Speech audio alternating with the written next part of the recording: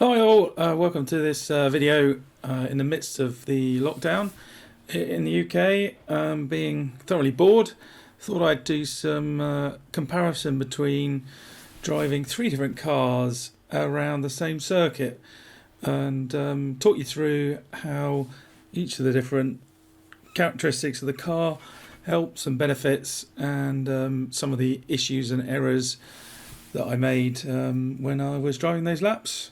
So the three cars I'm going to do a comparison with is a Renault Clio 182, which I was competing in the 750 Motor Club 182 Championship back in 2016.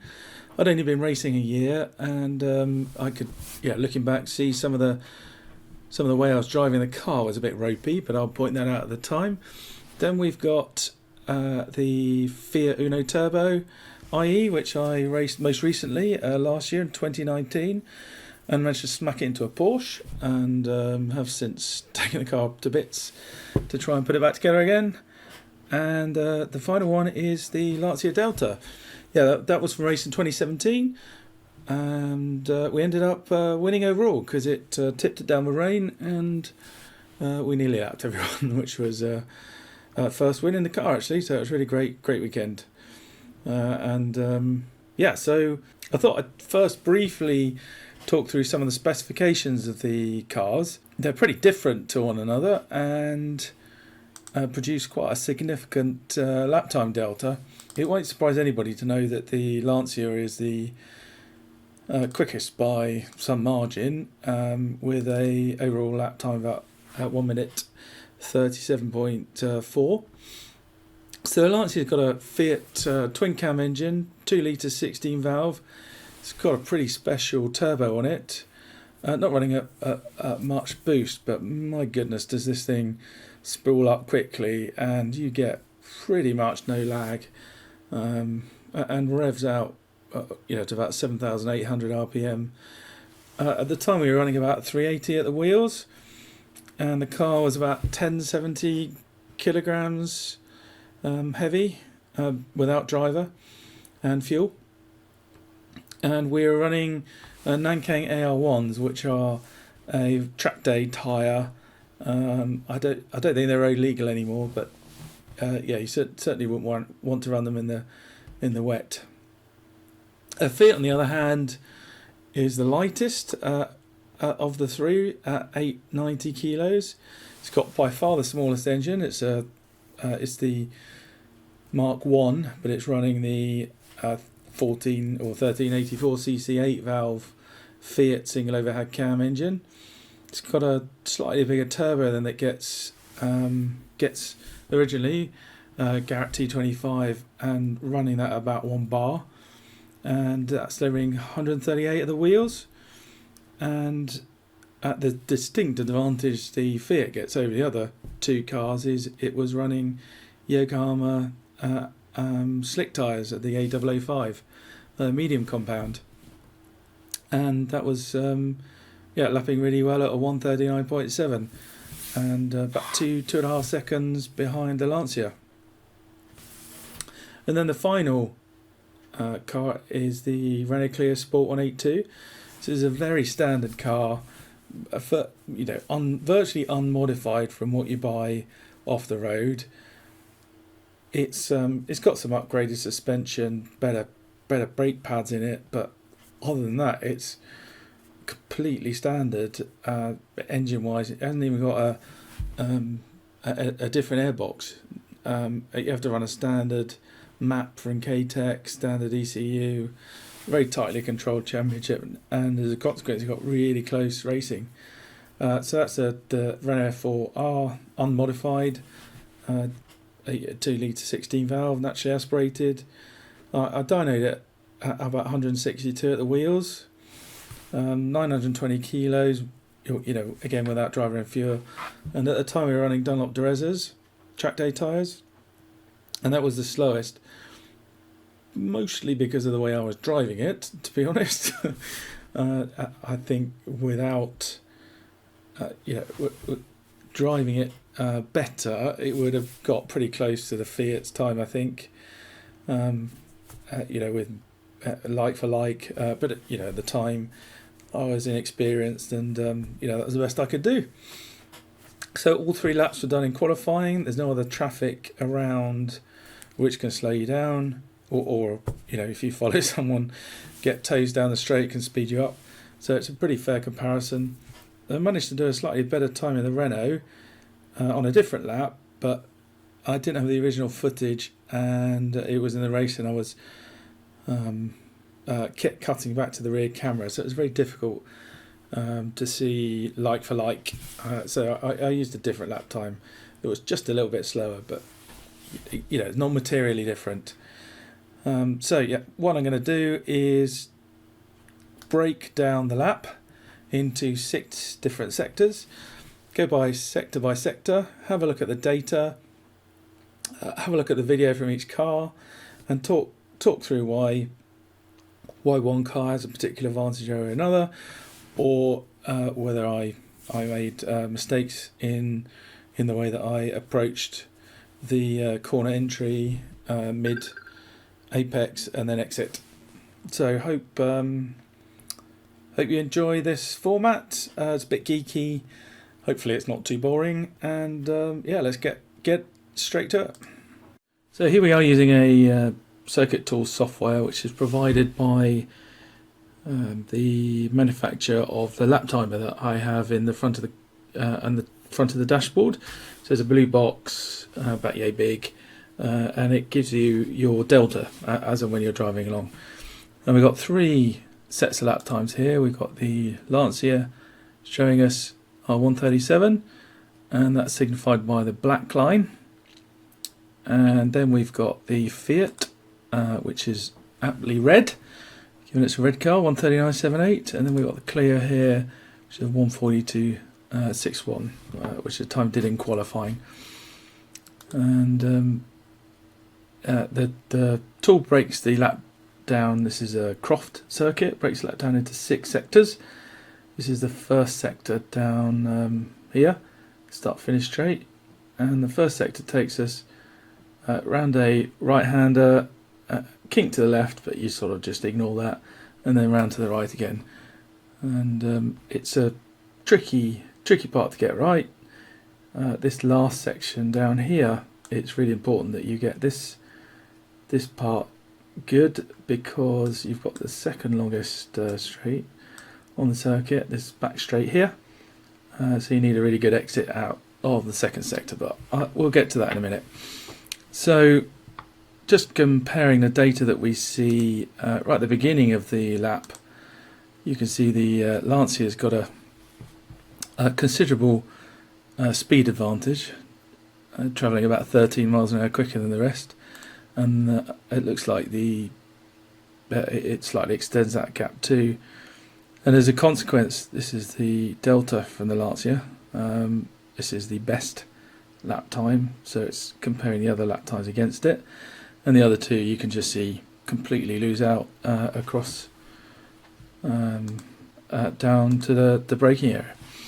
And at the point of braking, you can see the Lancia, you have to brake earlier because you're going faster, but it's harder to pick your braking spot when you're going faster.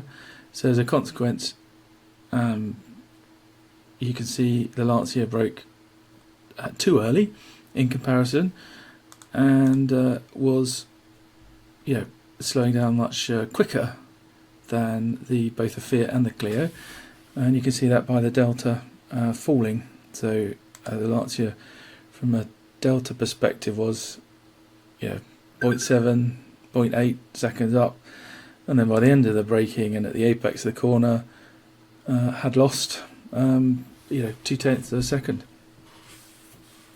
So comparing the you can also see it here on the longitudinal acceleration. So this is braking accelerating forces here, negative being the brake, and positive, which you can see here, which are the acceleration zones. So if we look at the apex speed, so we zoom in to this area here, just bring it back a bit. The apex, that corner's probably about there. We can see the Lancia got closest to the apex, but it's pretty much of a muchness. An apex speed,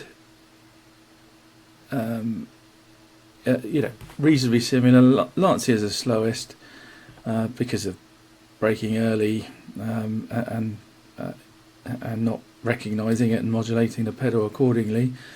But by this point, you can see here, because going slowly into the corner, when you get the car turned in, and the stability that four-wheel drive gives you, the Lancia was on the power much earlier than the other two cars. So I don't does it give you distance? Oh, here we go. So 346, the Lancia was on the power, and the rest of them were 368. So that's quite a distance ahead that the Lancia was able to put the power on, and as a consequence it built up speed in that very short straight better, and caught back some of the time that it lost through the braking. Where are we here? 0.6, 0.5, and then at the end it made a lot of time up on the Clio, not too much on the Fiat. And then there's a right hand kink here, which brings you into what is a really tricky right hander. So looking at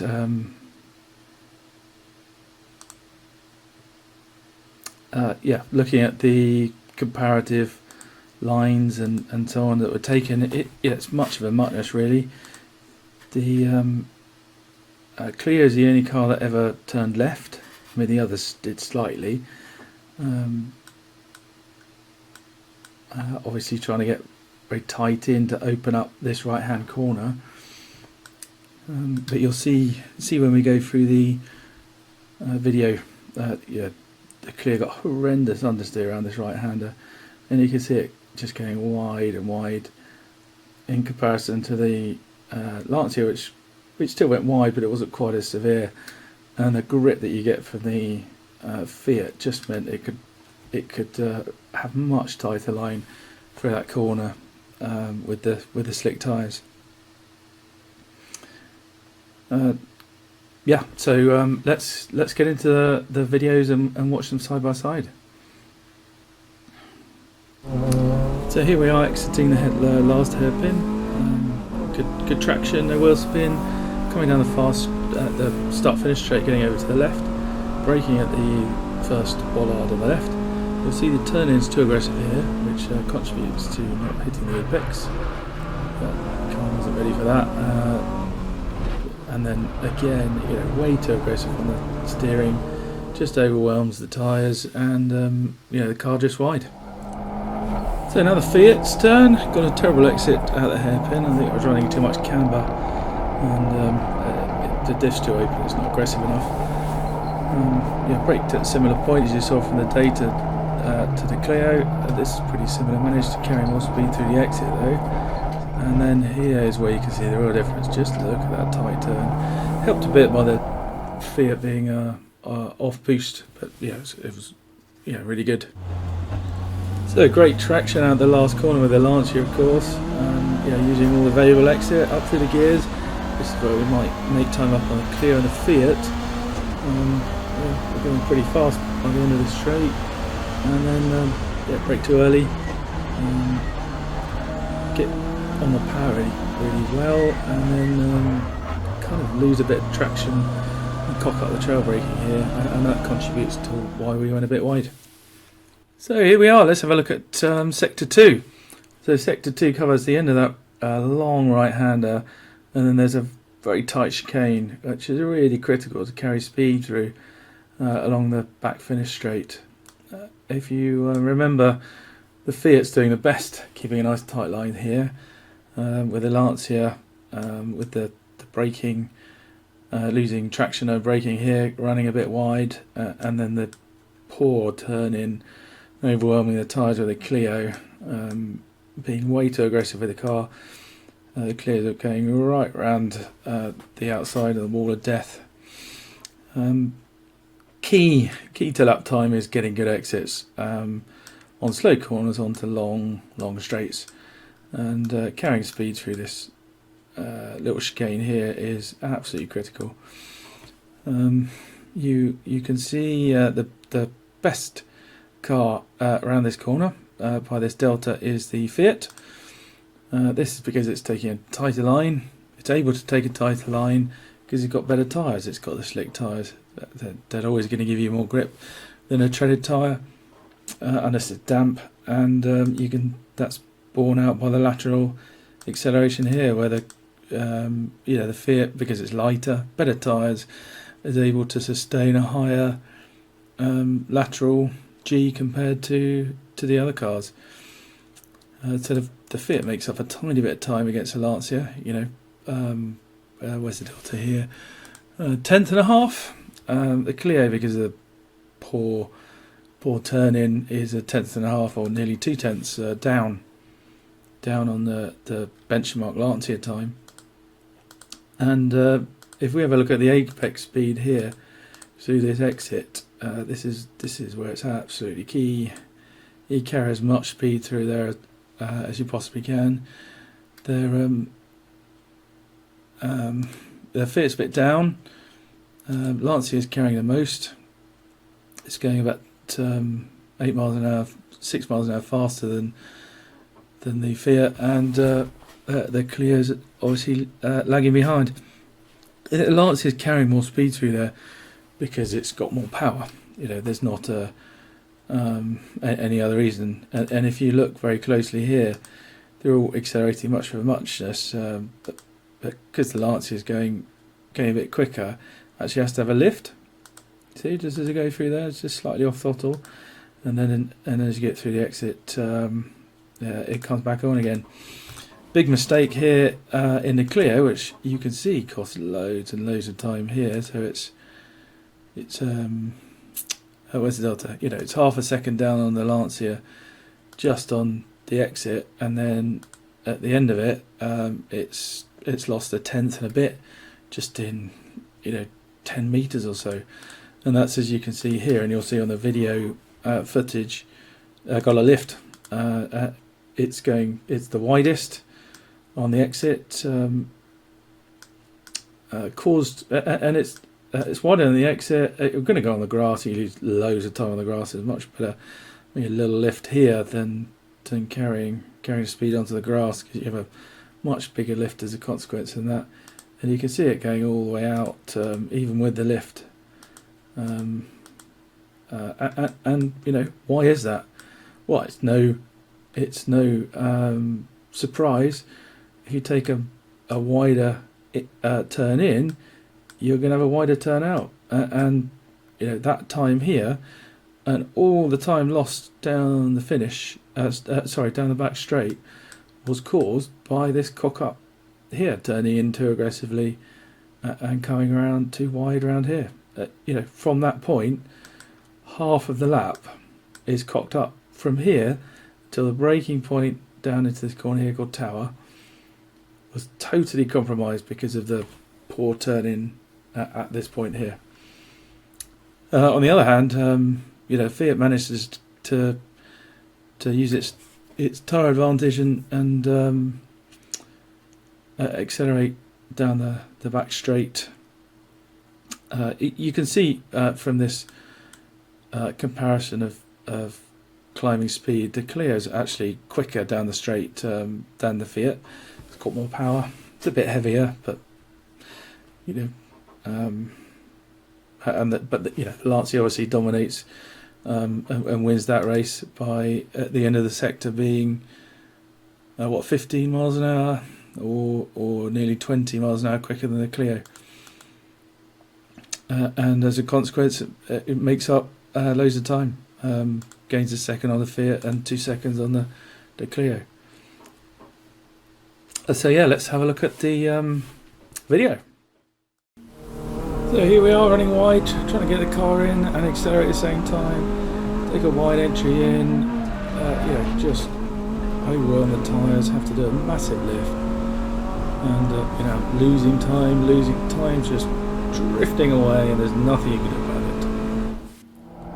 So here's where you can see much tighter line in the Fiat. Go straight line this chicane, much better. Whack the curves there. Rubbish suspension on this car at the time. It was really road car suspension, and it just couldn't deal with that at all. But yeah, it didn't cost us any time. So here we are, the Lancia, trying to bring it in. I think looking at this video, there's a little lift there, just to try and get the nose into the apex on that first piece. Nicely controlled, suspension dealt with the pumps, much better than Fiat, but you know, the whole thing cost 10 times as much, so what do you expect? Right, let's have a look at Sector 3. So Sector 3 is basically one corner. As you can see here, this corner's called Tower. This is actually where I crashed the Fiat into a Porsche in race 1. Managed to do quite a bit of damage to the front and the gearbox, but that's all being fixed at the moment. It's just a pretty straight braking, turning and exit.